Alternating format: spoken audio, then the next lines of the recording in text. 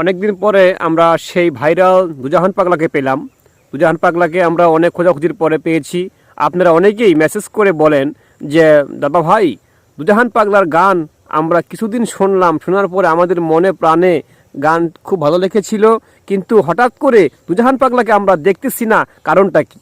তো আমি সেই উত্তরগুলি দিতে পারি নাই, কিন্তু কারণ শিল্পীকেই তো আমি পাচ্ছিলাম না খুঁজে খুঁজে, তাই না? যেহেতু আমি পেয়ে গেছি, আপনাদের সেই প্রশ্নের উত্তর দুজাহান পাগলাই দিবে গানে গানে। দুজাহান পাগলা, কেমন আছেন আপনি? আলহামদুলিল্লাহ ভালো।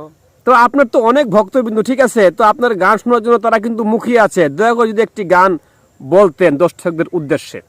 কেন হলো দেখা রে তোমারে দেখলাম, কেন হলো দেখা রে তোমারে দেখলাম, তারে আমি একেবারে হারালাম এই জীবনী, তারে আমি একেবারে হারালাম।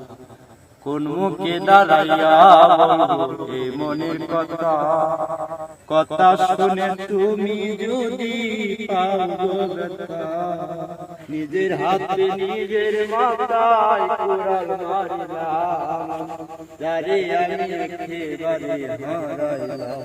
কেন হলো দেখা রে তোমারে দেখলাম।